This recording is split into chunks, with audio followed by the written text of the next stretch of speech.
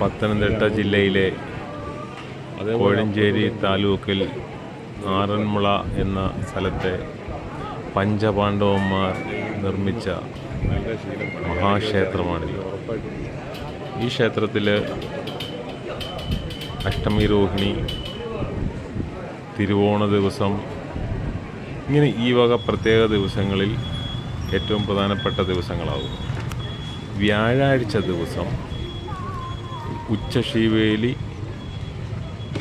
ഭഗവാനെ തൊഴുത് പ്രാർത്ഥിച്ചാൽ ഉദ്ദിഷ്ട കാര്യസാധ്യം എന്നാണ് വിശ്വാസം.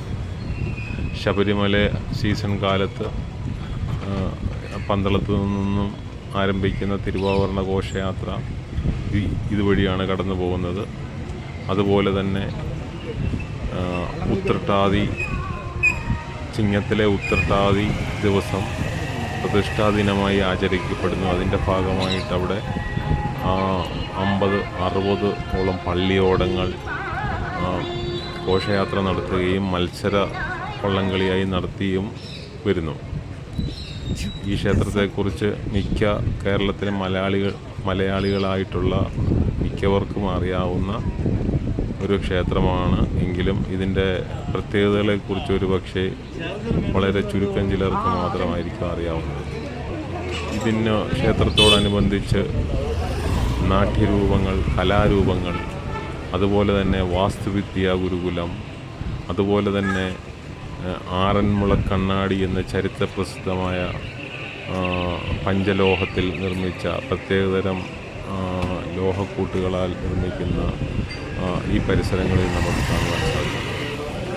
പഞ്ചപാണ്ഡവരുടെ മേൽനോട്ടത്തിൽ നിർമ്മിച്ച ഈ ക്ഷേത്രത്തിൽ പാർത്ഥസാരഥി ക്ഷേത്രമെന്നാണ് അറിയപ്പെടുന്നത്. ആറന്മുള നിലയ്ക്കലിലുള്ള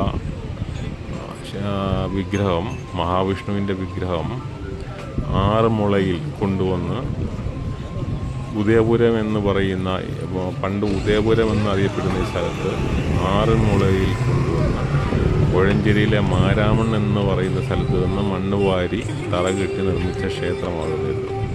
അപ്പോൾ ആറന്മുളയിൽ ചങ്ങാടത്തിൽ കൊണ്ടുവന്നതിനാൽ ആറന്മുള എന്ന് പേര് വീണു എന്നാണ് ഐതിഹ്യമാലകളിൽ സൂചിപ്പിക്കുന്നത്. കൂടുതൽ വിവരങ്ങൾ ഇതേക്കുറിച്ച്, ഈ ക്ഷേത്രത്തെക്കുറിച്ച് അറിയാവുന്നത് ദയവായി കമൻറ്റിൽ നിങ്ങളുടെ അഭിപ്രായങ്ങൾ രേഖപ്പെടുത്തുക. ദയവായി ഇങ്ങനെയുള്ള ഇതിനു വേണ്ടി ഒന്ന് സബ്സ്ക്രൈബ് ചെയ്യുകയും ലൈക്ക് ചെയ്യുകയും ഷെയർ ചെയ്യുകയും ചെയ്തു.